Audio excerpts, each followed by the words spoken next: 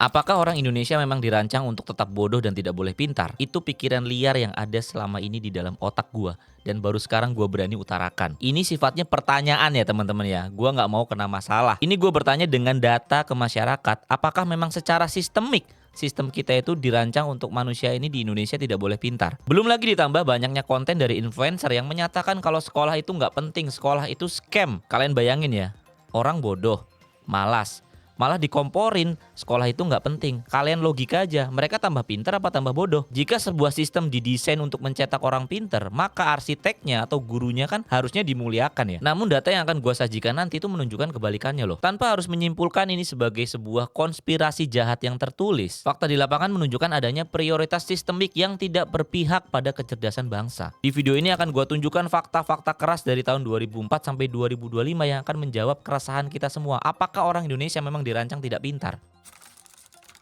Mustahil menciptakan orang pintar jika gurunya mikirin tuh besok mau makan apa. Analogi sederhananya gini ya teman-teman ya. Kemarin pemerintah gembar-gembor mau ngajarin programming dan AI di sekolah. Pertanyaan gua satu, gimana caranya gurunya itu ngajarin programming dan AI kalau 42% guru di Indonesia tuh gajinya masih di bawah 2 juta per bulan. Bahkan lebih mirisnya 13% guru di Indonesia itu gajinya itu di bawah 500 ribu per bulan. Siapa yang mau ngajarin programming dan AI itu? Gimana guru kita punya self development yang bagus kalau gajinya di bawah 500 ribu? Mikirnya tuh besok mau makan apa, gue bisa dapat duit tambahan lain tuh dari mana? Bukan caranya gimana ya gue bisa ngajarin murid gue AI, nggak akan mikir sampai situ. Dan ironisnya kita semua tahu fakta itu, bertahun-tahun, berpuluh-puluh tahun kita tahu fakta itu. Tapi apa yang kita lakukan? Kita selalu acuh. Kita tahu akar masalahnya, tapi kita nggak mencoba untuk benerin itu. Kita bandingkan dengan gaji anggota DPR kemarin yang rame ya, gajinya kan pasti tembus 3 digit, 3 digit lebih per bulan. Kalau DPR sebagai pembuat kebijakan aja gajinya bisa sebesar dan sefantastis itu, kenapa banyak guru honorer di daerah yang seringnya dibayar rapel 3 bulan sekali? Kalau dana bos nggak turun dia nggak gajian. Itu juga jumlahnya kecil, kalau di rata-rata cuma 300 ribu sampai 500 ribu per bulan. Pikir pakai logika ya, sistem penggajian yang kayak gini tuh secara nggak sadar itu akan mengusir talenta terbaik dari dunia pendidikan.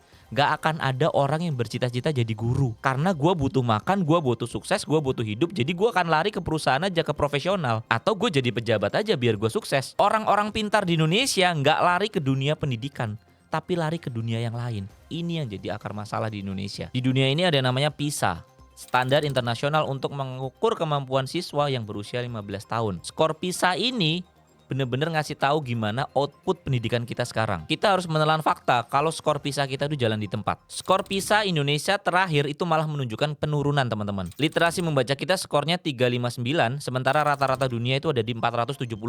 Artinya apa? Artinya mayoritas siswa kita itu buta huruf secara modern. Buta huruf ini bukan gak bisa baca ya, mereka bisa baca, tapi mereka nggak bisa narik kesimpulan. Mereka nggak ngerti makna apa yang dibaca itu, mereka nggak ngerti. Dan mereka nggak bisa bedain yang bahaya ya, antara opini dan fakta. Kemudian skor Human Capital Index Indonesia itu hanya 0,5. Artinya anak yang lahir di Indonesia hari ini kemungkinan produktivitasnya akan menurun 50% daripada yang semestinya ketika dia dewasa. Jadi dia hanya mencapai 50% dari potensi maksimalnya, bayangin. Hal ini terjadi karena setengah potensi bangsa ini hilang karena layanan pendidikan dan kesehatan yang kurang memadai di negara kita. Kita harus akuin itu.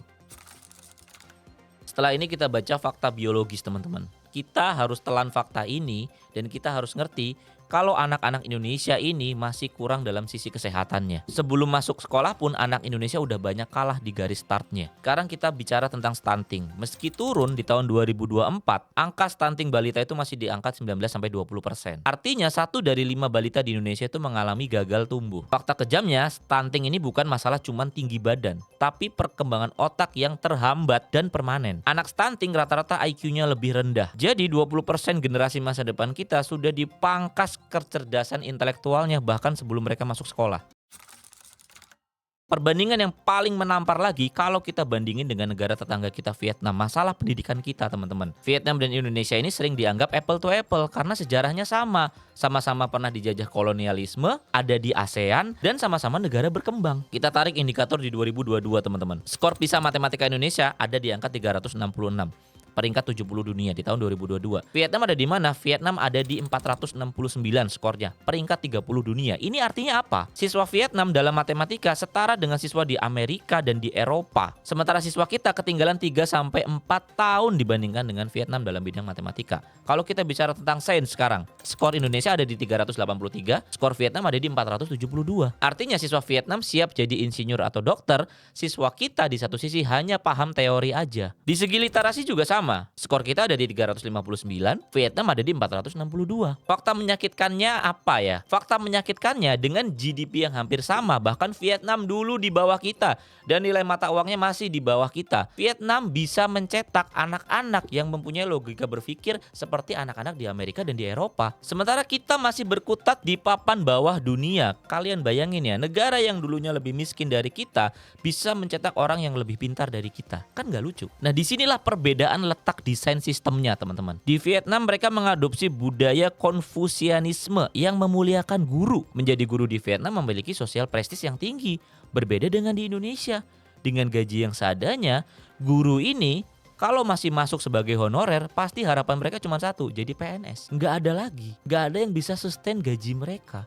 Dengan gaji serendah itu, apakah itu hal yang prestis di Indonesia? Tentunya tidak. Bisa jadi second option, third option, opsi keempat kalau gue nggak keterima kerja di mana-mana ya udah gue jadi guru. Dan gue ini saksinya. Gue pas masuk kuliah dulu nggak keterima jadi programmer di mana-mana. Gue di Jakarta nih gue daftar puluhan. Ada perusahaan IT baik startup maupun tidak, gue nggak keterima. Akhirnya gue jadi apa? Gue jadi guru di Tangerang. Gue sendiri yang ngalamin. Gue ngomong gini ada data, ada pengalaman pribadi gue. Karena jadi guru ini adalah hal yang prestis di Vietnam, jadi standarnya tinggi. Bahkan pemerintahnya menerapkan Vietnam Professional Standard for Teacher. Jadi guru tuh ketat di sana, nggak sebarang orang bisa masuk kelas. Berbeda banget dengan di sini. Ayo siapa yang mau jadi guru ya udah masuklah daripada nggak ada. Vietnam juga investasi besar-besaran di teacher training, bukan sekedar gonta-ganti kurikulum dan ikut seminar-seminar nggak jelas yang isinya akhirnya seremonial. Indonesia sebenarnya punya mandat di Undang-Undang Dasar 20% dana APBN itu harus ke pendidikan sekitar 600 triliun lebih. Nah kemana itu uangnya? Menurut data yang gua gali, uang itu lari ke inefisiensi birokrasi. Sebagian besar anggaran habis untuk gaji rutin birokrasi, dinas pendidikan pusat hingga daerah. Dan belanja barang, seminar kit, rapat hotel, perjalanan dinas. Dana yang benar-benar sampai ke murid, seperti perbaikan atap sekolah atau buku berkualitas, seringkali sudah disunat atau bocor di tengah jalan. Ini bukan fakta yang baru ya, ini udah fakta lama. Udah telan aja pil pahitnya. Sementara di Vietnam mereka melakukan efisiensi kurikulum. Apa itu? Kurikulum mereka fokus kepada core kompetensi. Kurikulum di Vietnam terkenal sedikit tapi dalam. Mereka nggak memaksa siswa belajar 15 mata pelajaran sekaligus yang bikin otak kita overheat. Fokus mereka cuma matematika, sains, dan bahasa, literasi. Dana difokuskan untuk memastikan siswa menguasai hal fundamental ini. Mau contohnya yang nyata di depan mata kita bisa lihat podcast Deddy Corbuzier dan Aiman kemarin yang bahas AI. Kalian buka videonya dan kalian baca komennya. Itu adalah gambaran masyarakat kita sekarang. Dan gue jujur sedih banget baca komen itu. Sedihnya kenapa bang? Isinya teori konspirasi semua komennya. Ada yang bahas rencana elit global lah.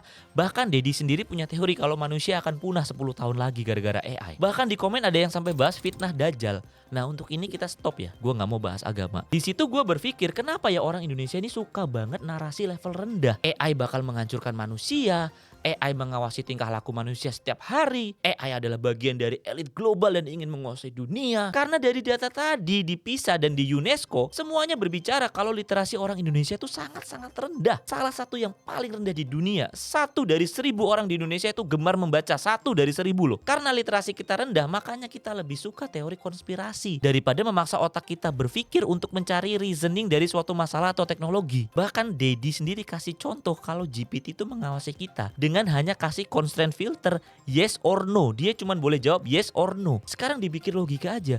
Dengan follower sebanyak itu nggak mungkin GPT itu nggak punya data Deddy Corbuzier. Gue yang followernya mungkin 10%-nya dia aja ya.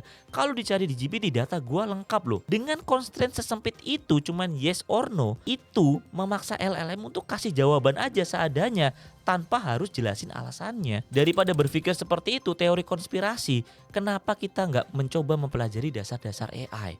Seperti tokenization sebagai inputnya, kemudian embeddings, meaningnya, kemudian transformer atau attention atau konteksnya. Apa model yang dipakai GPT sehingga bisa jawab sampai seperti itu? Apa itu model? Apa perbedaan yang dipakai tiap-tiap LLM atau AI yang kita gunakan sehari-hari? Apa itu training proses? Apa itu temperatur buat atur creativity suatu LLM. Bagaimana proses training suatu LLM?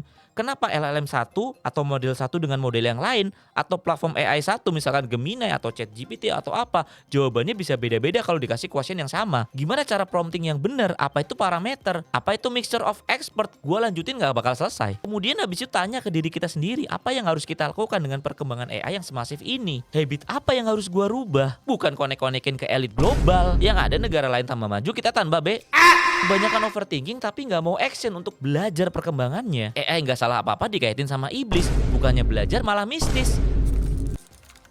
Kemudian biar berimbang video ini dan gua nggak kena masalah, kita juga harus bahas positifnya dunia pendidikan di Indonesia. Dan bagaimana berbagai macam elemen masyarakat di Indonesia juga bergerak untuk pendidikan Indonesia yang lebih baik. Sebagai orang data dan teknologi, kita harus melihat di dua sisi mata uang ya teman-teman, biar penilaian kita juga objektif. Meskipun secara akademis PISA kita tertinggal, tapi pendidikan Indonesia tuh punya aset tak terlihat atau intangible asset yang didambakan negara-negara maju yang pendidikannya terlalu keras. Kalau kita bandingkan dengan Korea Selatan, China, dan Jepang yang skor PISA-nya tinggi banget, siswa di Indonesia tuh jauh lebih waras dan bahagia. Siswa di Korea dan Jepang, kita nggak bisa pungkiri, stresnya pasti lebih tinggi dengan tuntutan akademis yang lebih tinggi dan lebih ketat persaingan sumber daya manusianya. Mereka pintar, tapi menurut data gue nggak judge ya, mereka stres berat dan banyak yang individualis. Positifnya di Indonesia, sekolah di Indonesia ini masih memberikan banyak ruang untuk bermain. Mau kasih contoh, kalian lihat TikTok deh.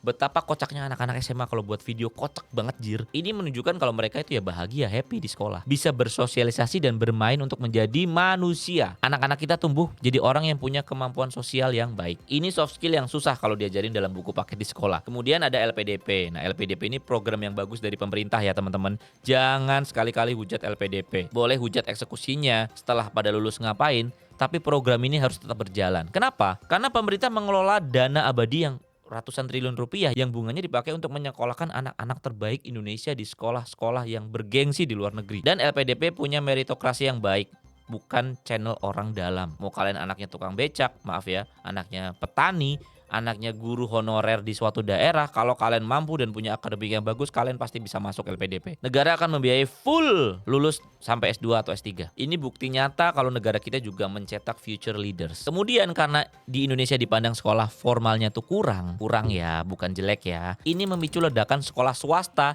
ataupun sekolah informal, dan ini positif menurut saya teman-teman. Munculnya banyak edutech dan community. Karena sekolah dianggap kurang, muncullah ruang guru, Zenius, berbagai macam bootcamp coding, dan komunitas belajar yang gratis juga banyak. Masyarakat Indonesia ini sangat adaptif. Kalau negara kurang membeli, mereka bikin solusi sendiri. Anak muda kita juga sangat-sangat cepat belajar lewat hal baru, lewat YouTube, TikTok, dan platform channel sosial media lainnya. Makanya buat edukator kayak kita atau konten kreator, hati-hati kalau kasih materi. Mereka belajarnya cepet loh. Kalau kita kasih materi yang salah, mereka juga nyasar semua tuh.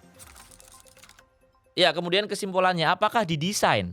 Apakah memang dirancang masyarakat Indonesia itu bodoh dan tidak boleh pintar? Gua disclaimer ya, tidak pernah ada dokumen rahasia atau dokumen mungkin yang terbuka atau apalah teori konspirasi yang memerintahkan masyarakat Indonesia itu untuk tetap bodoh. Tidak ada. Gua nggak pengen kena masalah dan gua nggak mau bahas konspirasi. Tapi pembiaran sistemik seperti ini, pembiaran sistemik itu apa? Ya misalkan gaji guru rendah, kurikulum gonta-ganti, fasilitas sekolah gitu-gitu aja atapnya bocor, banyak gizi buruk. Pembiaran sistemik kayak gini kalau dibiarkan terjadi secara terus-menerus dan puluhan tahun, akan menciptakan hasil yang sama persis dengan desain pembodohan. Dan bisa memasukkan kita ke dalam lingkaran setan. Gaji guru rendah, kualitas pengajar rendah, murid tidak kritis, menjadi pemilih pemilu yang tidak kritis juga. Akhirnya memilih pejabat yang tidak peduli pendidikan juga. Karena memilih pejabat yang tidak peduli pendidikan, balik lagi ke langkah awal, gaji guru jadi rendah terus. Nah, lingkaran setan kan gak berhenti. Vietnam mendesain rakyatnya untuk bisa berkompetisi secara global. Sementara Indonesia secara sadar atau tidak, mendesain masyarakatnya untuk tetap sibuk di acara administrasi dan seremoni. Kemudian kita juga kalau tarik kesimpulan, literasi masyarakat Indonesia yang rendah itu, skor PISA yang rendah, membuat masyarakat kita lebih suka teori konspirasi dibanding fakta di lapangan dan mempelajari perkembangan teknologi dunia ini. Tapi kalau tadi kita bahas sisi positifnya juga, pendidikan Indonesia walaupun lemah, tidak bisa mencetak robot akademis, orang yang nilainya tinggi, sempurna, pintar, dan cakap, tapi mereka bisa mencetak makhluk sosial yang berempati, yang bisa adaptif, yang bisa religius, dan punya jejaring yang kuat. Itu yang bisa dicetak di pendidikan kita sekarang. Bukan berarti anak Indonesia nggak ada yang pintar ya. Gua buat konten kayak gini bukan berarti gua ngejudge semua pendidikan Indonesia gagal. Tidak. Banyak juga anak-anak kita yang berprestasi, banyak yang juara dunia juga. Kemarin ada yang habis dapat emas di acara ini nih. Gue akan buat podcastnya segera ya teman-teman. Sekarang untuk kita sendiri, kalau misalkan kita punya anak usia 5 tahun, kita harus ngapain nih dengan pendidikan di Indonesia? Ini saran dari gue aja ya untuk mengakhiri kesimpulan video gue ini. Yang pertama, kalau kalian memang punya privilege yang bagus, uang yang banyak, ya udah sekolahin anak kalian di sekolah swasta. Itu masalah kalian udah selesai. Tapi kalau memang kita nggak ada budget, ya biarkan dia sekolah di sekolah formal. Cari sekolah formal yang terbaik sesuai kemampuan anak kita. Tapi peran kita sebagai orang tua di rumah, kita tetap juga harus mengajari anak kita apa? Critical thinking, berpikir secara struktur, dan ngajarin teknologi dan perkembangannya di rumah. Pesan gue juga kepada para guru, karena gue juga guru, bapak ibu gue juga guru. Semoga kedepannya akan ada solusi konkret untuk kenaikan gaji guru dan kelayakan hidup mereka. Gue gak bilang guru kalau yang udah PNS gajinya gak layak. Enggak, gaji mereka sangat layak. Mereka dapat sertifikasi dan itu bagus banget dari pemerintah. Gue setuju dan dukung. Tapi tolong dipikirkan guru-guru yang dipinggirkan, yang hanya honorer, yang memang di daerah 3T, yang mereka memang hanya hidup dari dana bos aja, atau sekolah-sekolah swasta yang memang sekolah di pinggir. Coba diperhatikan gimana kita bisa dapat budget untuk meningkatkan kesejahteraan mereka. Masa nggak bisa cari solusinya? Dan pesan gue ke pemerintah, stop drama di dunia pendidikan, please. Dan yang kedua, ya stop gonta-ganti kurikulum. Jangan karena ingin show off di pemerintahannya jadi ganti kurikulum lagi. Karena yang di bawah ini Pak, Bapak, Ibu, ini berantakan banget jadinya. Dan kita nggak bisa ukur outcome pendidikan hanya dalam waktu 5 tahun. Kita kan hitungnya harusnya puluhan tahun. Menghasilkan seperti apa generasi ini. Gue sedih banget teman-teman di pemerintah banyak fakta atau berita di lapangan ngomong kalau anak-anak kita nggak bisa ngitung lah. Anak-anak kita kurang banget nih dalam segi matematika. Itu sangat gue sayangkan dan semoga dengan video ini gue nggak berusaha mencela pendidikan Indonesia. Enggak, gue ingin berusaha kalau kita tuh memperbaiki pendidikan kita bersama-sama. Dan gue membuat video yang impactful dengan data-data yang nyata. Semoga dengan video ini kalian bisa makin banyak belajar dan kalian bisa makin semangat dalam pendidikan di Indonesia. Maju terus para guru, kalian memang pahlawan tanpa tanda jasa, tapi gue mau itu berubah. Kalau bisa para guru juga dikasih tanda jasa yang banyak, yang setara anggota DPR. Terima kasih udah nonton channel gue. Jangan lupa subscribe dan komen, aktifin lonceng biar channel gue makin berkembang. Thank you.